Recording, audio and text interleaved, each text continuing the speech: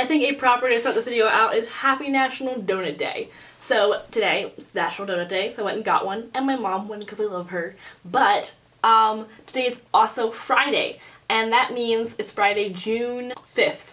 Our Governor Wolf, finally opened the lower half of Pennsylvania. Well, he put us into the yellow zone, so Goodwills are open, and I'm really excited, so I'm going to be going there later today.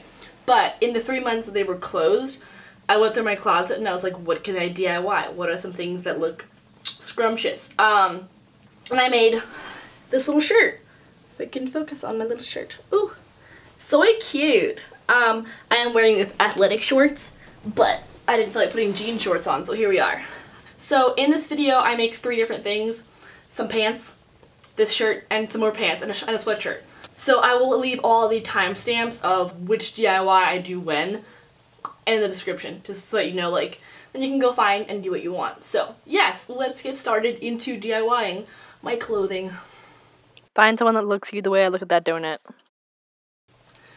The first thing that I have here are these pants I got from Walmart, and I'm doing a split dye on them. So I'm just laying down all the things, like, you know, and all the properties that I need. And for these, like, they're a little difficult to do. I actually ended up making 2 of them because they were kind of giving me some issues.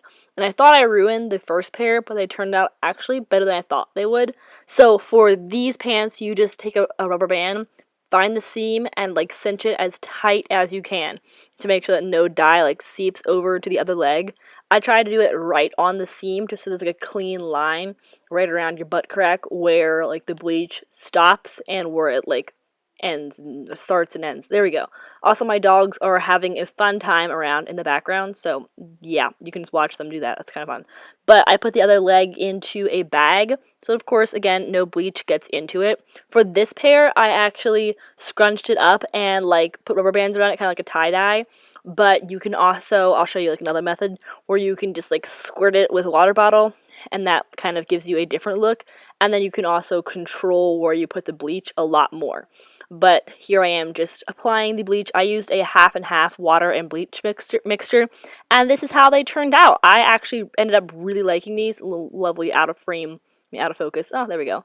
Yeah, I ended up actually liking them a lot better than I thought they would, but this is the other pair that I ended up doing because at first I thought I would not like the other ones. So this is how I did those. I did the whole like squirting on the bleach method, and I prefer that one, but I still like the tie-dye look, so I guess it's up to you on which one you like better, tie-dye or not. Just don't put a lot of bleach on if you tie-dye it, and unroll it pretty fast so it doesn't soak all the way through and literally dye everything, because that's what I did wrong and it turned out not so cute.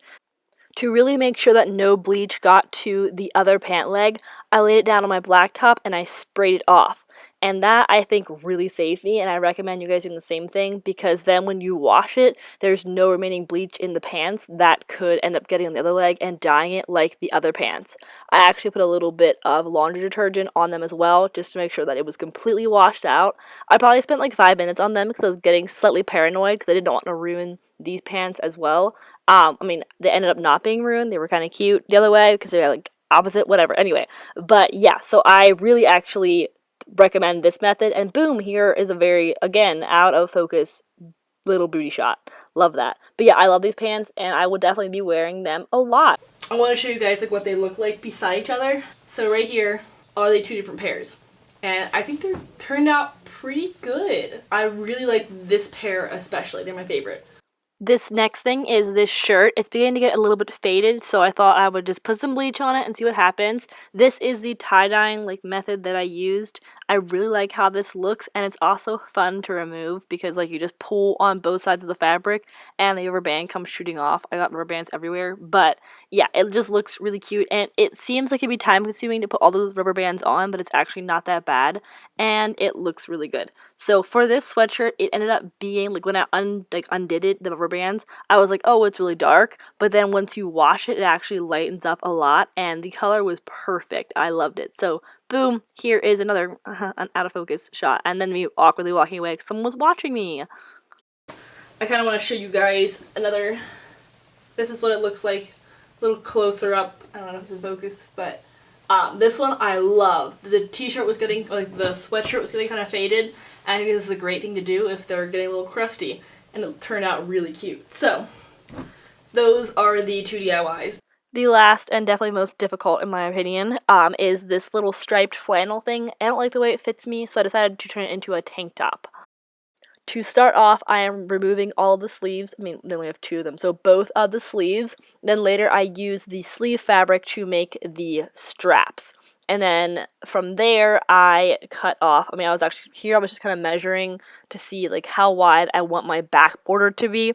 So I wanted a little like horizontal stripe border to like section off the vertical border, if that makes any sense. I think once you see like the finished tank top, you can kind of understand like what I was going for, and it's a lot easier than it looks, but it's like hard to explain, if that makes any sense. So here I'm just cutting off the collar and all of that to make the horizontal border to section off my vertical borders.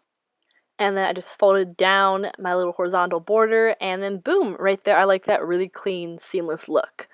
Then here I am cutting off the, you can't really tell, which is kind of sad, but the collar is at the bottom of the screen underneath there, and I'm cutting off that part to make the front hem thing, you know what I mean? Yes. And then I will be adding another horizontal border on top right there where I'm cutting.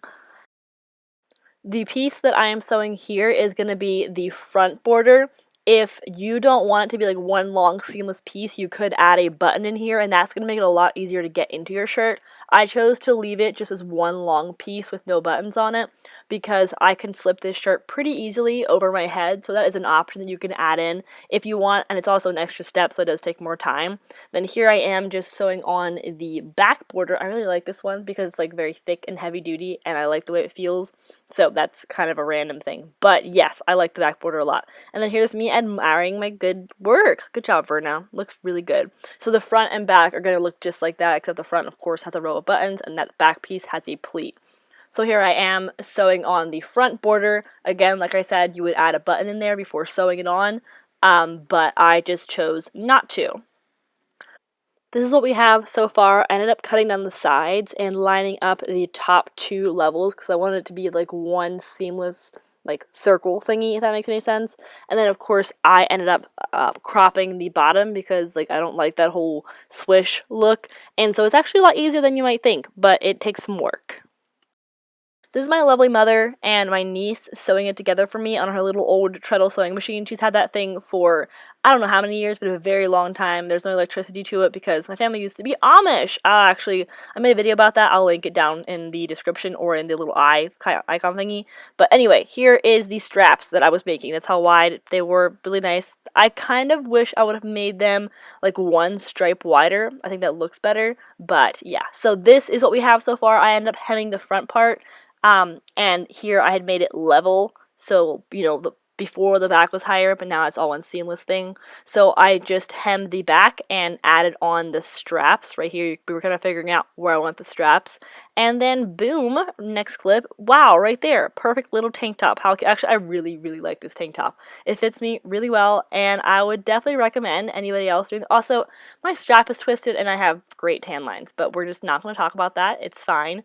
I really like this shirt, and I will be wearing it a lot this summer. It's very beachy-esque. I like it a lot.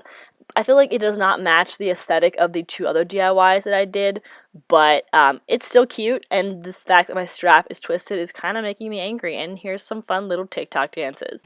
Me being the professional YouTuber that I am, I forgot to film an outro, but thank you for watching. Really quick, a little tip that I have for the clothing after it's dyed. So this shirt and the pants still smell like bleach even after like a wash or 2. So like if that's the case, just put a little extra laundry detergent in, and also any like of those unstoppable like pellet thingies that help mask smell, and that will really help take care of the extra bleach smell, because you really do smell, I just said smell a lot, like you were swimming in chlorine like for a long time, and it's not a cute smell. So I would recommend washing it, and like a lot. I'd recommend putting also like dryer sheets in, or like wool balls with essential oil to help mask the smell. And of course when you go out, put perfume on. Okay, my little Polaroid wall is looking a little sad back there. Where's that picture at? Oh well. So, thank you for watching. Have a good rest of your day, and I love you all so much, and thank you for watching. I said that already, but thank you for watching. I do mean it.